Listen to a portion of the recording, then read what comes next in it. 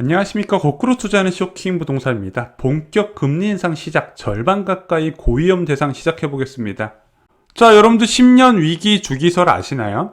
10년마다 금융위기가 터진다는 뜻입니다. 그래서 1970년대, 80년대, 90년대 10년마다 한 번씩 대규모 위기가 전 세계 금융시장을 강타했다는 거죠. 자, 그런데 이 10년 위기 주기설이 발생하는 이유는 간단합니다. 미국의 경제 흐름에 따라서 기준금리가 극단적으로 변화하면서 자산시장인 버블과 부실대출 증가를 부른다는 부분이에요. 자, 그런데 미국에서 버블 붕괴가 안 일어나더라도 저금리 기준에서 신흥국으로 풀린 막대한 투자 자산이 본국으로 돌아가면서 신흥국의 외환위기, 금융위기가 발생하는 경우가 있습니다. 그래서 이 10년 위기 주기설은요, 선진국에서 발생을 하든 아니면 신흥국에서 발생하든 항상 긴축 과정에서 일어난다는 것은 거의 비슷한 흐름입니다.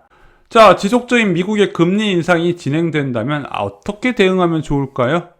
간단합니다. 이건 너무 쉬운 질문이에요. 건전한 재무 구조를 가지면 됩니다. 정부나 기업, 가계 모두에게 해당이 된다는 거죠. 금리 변화에 따른 이자 부담 증가 또는 자산 가격 변동에 대비를 하면은 문제없이 잘 넘어간다는 겁니다.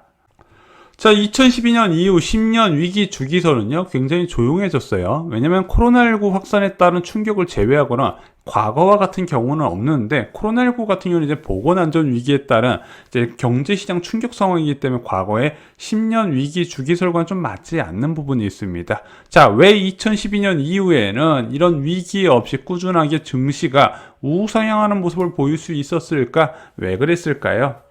자, 10년 넘게 유지되었던 저금리와 저물가 기조가 위기를 만들지 않았다는 겁니다. 자, 저금리가 지속되면서 위기 자체가 발생할 일이 없었던 거예요. 저금리에서 많은 대출을 받았다가 금리 인상 시기에 문제가 되는 경우가 많았는데 금리 인상 자체가 없었다는 부분이죠. 자, 이런 과정에서는요, 특히 과거와 다른 연준을 비롯한 각국 주요 이제 중앙은행들의 대응 방식, 변화된 방식에도 영향을 받았다는 겁니다. 자, 대표적으로 2019년에 과거와 같은 경제 위기 과정이 재현될 가능성이 있었어요.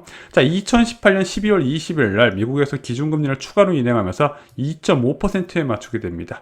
2015년 말에 0.25%였던 기준금리에서 2.5%까지 올렸고요. 또한 2019년에도 3차례에서 4차례 기준금리 인상을 예고하고 있었어요. 자, 그래서 미국 경제가 지속적으로 좋았으면 이런 지속적인 금리 인상이 분명히 큰 충격이 발생을 했을 텐데, 아까도 언급드렸다시피 과거와 다르게 위기 대응에 통화 정책이 적극적으로 활용되다 보니까 정반대 상황이 펼쳐지게 된 거죠. 바로 미중 무역 전쟁의 보험적 성격의 금리 인하로 대응을 했다는 겁니다. 자, 그리고 나서 좀 경제가 회복될 만하니까 코로나19가 터지면서 다시 제로금리까지 떨어지게 됐죠. 자, 그래서 다시 2022년부터 지속적인 긴축 가능성이 제기되고 있는 상황입니다. 자, 그래서 지금 최근에 물가와 집값, 임금이 치솟자 연내 테이퍼링 후에 양적 완화 축소 이후에 내년에, 그것도 내년 초에 금리를 올릴 수 있다는 전망도 나오고 있습니다. 그것이 미국 재무부에서 어느 정도 용인을 하고 있다고 시장에서 받아들인 것 같아요. 자, 원자재 가격 급등과 천문학적인 정부 부양책, 그리고 코로나19 종식 기대에 따른 수요 증가 부분, 이것을 지속적으로 이제 정부의 지출 증가로 물가를 올리는 쪽으로 방향을 잡고 금리도 좀 올려가면서 시장 체질을 바꿔보자, 이렇게 준비를 하고 있는 것 같습니다. 그러다 보니까 이번 긴축이 어디까지 진행될지 알 수가 없는 거예요. 생각보다 높은 폭으로 금리가 올라갈 수 있다, 이 부분을 경계를 해야 되는 겁니다. 자, 그래서 내년부터 전 세계가 긴축 흐름이 나타날 가능성이 제기가 된 겁니다. 자, 그럼 미국 사정은 그렇고요. 과연 신흥국으로 분류되는 한국은 이 긴축을 이겨낼 힘이 있을까? 자, 그래서 이 긴축을 이겨낼 때 저희가 말씀드렸다시피 부채가 적은 건실한 재무 구조가 있으면 살아남을 수 있다. 그런데 대한민국에서는 이 가계부채가 한참 문제가 되고 있죠. 특히 GDP 대비 가계부채가 너무 급증한 상황입니다. 작년 2분기 기준으로 98.6%고요. 아마 3분기부터 100%가 넘었어요. 근데 이것은 선진국, 신흥국 비해서 압도적으로 높은 수치입니다. 전 세계를 꼽아도 대한민국처럼 많은 가계부채 비율이 많은 나라가 많지는 않아요. 자, 그런데 이 가계부채가 최근 1분기까지도 급증세가 나타납니다. 9.5% 증가하면서 대한민국의 금리 인상 시기를 앞당기는 결정적인 요인이 됐어요. 특히 위험차주들이 굉장히 많습니다. 한 언론 보도 볼까요? 우리 국민 4명 중 1명이 대출 고위험군이라고 합니다. 자, 윤찬영 국민의힘 의원이요, 한국은행에서 받은 자료를 발표를 했는데 전체 가계대출 차주 가운데 DSR 40% 넘는 고위험 대출자 비중이 28.7%나 된대요. 이거 보고 깜짝 놀랐어요. 생각보다 너무 많은데요. 게다가 지난해 말 기준 신용대출과 신규 주택담보대출을 동시에 받은 비중도 46.1%나 됐다는 겁니다. 자, 이것이 어떤 뜻이냐면요, 월소득 40%를 이자와 원금을 갚아나가는 비율이 무려 4명 중 1명 25%나 된다는 겁니다. 그런데 지금 초저금리 상황이죠. 이자가 거의 바닥을 기고 있는 상황입니다. 그럼에도 불구하고 월소득의 40%의 이자와 원금 갚아나가는 비율이 그렇게 높다는 거는 금리 인상 시기가 되면 더욱더 위험할 수 있다는 거예요. 근데 월소득의 40%는 보통 주택담보대출 하나만으로 그렇게 받기는 쉽지는 않거든요. 그러면은 대부분 주택담보대출 이자와 원리금을 상환하면서 신용대출 이자까지 같이 납부하는 비중이 절대적으로 많다는 거예요. 절반에 가까운 46.1%인데 저희가 지난 시간에도 말씀드렸지만, 만약에 예를 들어 현재 0.5%인 기준금리가 2.5%까지 올라간다 그러면은 그 차이가 2%포인트잖아요. 그런데 주택담보대출은 2%포인트 다 안 올라갈 수도 있어요. 그 당시에 금융시장 상황에 따라서 달라질 수 있는데 신용대출 이자는 안 그렇거든요.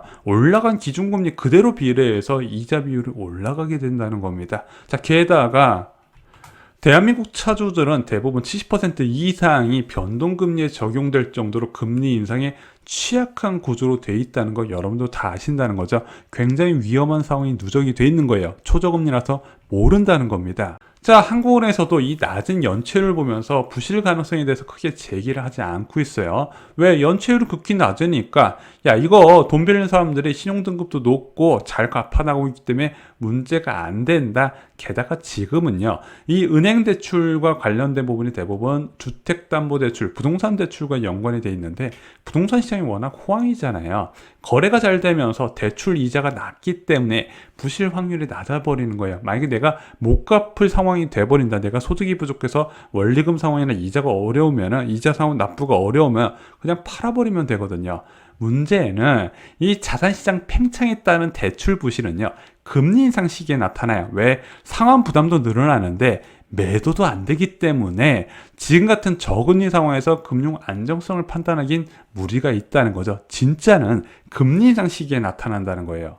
자, 만약 금리가 본격적으로 오른다면 어떻게 될까요? 일단 이자 부담이 크게 늘어나겠죠. 특히 신용대출 차주가 많은 것이 굉장히 우려스러운 부분입니다.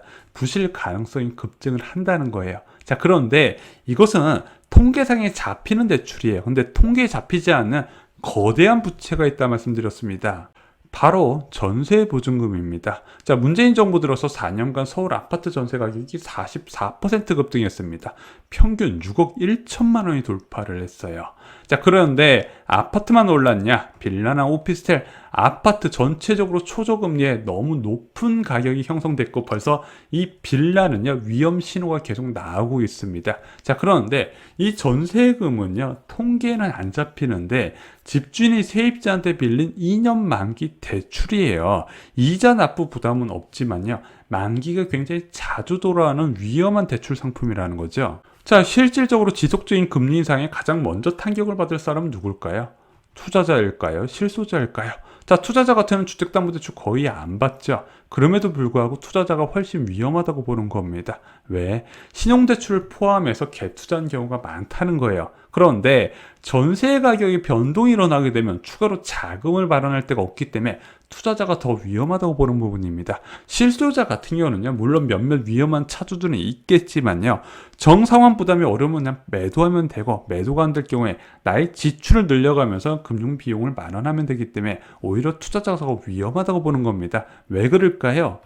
자, 전셋값이요, 이 두 가지가 겹칠 때 너무 쉽게 폭락하기 때문에 그렇습니다. 그러니까 전셋값 변화에 따라서 갭 투자자들이 별로 생각을 안 하는데 이게 한번 오면 위험하다는 거예요. 그런데 언제 온다? 지속적인 금리 인상이 진행되는 과정에서 대규모 입주 물량이 겹칠 때 특히 위험하다 말씀드렸어요. 그런데 이 두 가지는 대부분 겹쳐서 온다 말씀드렸죠. 왜냐, 부동산 시장 과열 시기엔 공급도 부족하고 금리도 저금리로 유지되다가 자, 이 공급 부족 시기에서 공급 과잉 시기로 넘어가는 요인이 있다 말씀드렸습니다. 그렇게 공급이 많아지는데 긴축도 보통 병행이 되겠죠. 자, 그래서 이 두 가지가 겹쳐서 올 때 재앙이 닥쳐오는데 나는 괜찮겠지 하다가 대부분 당한다는 겁니다.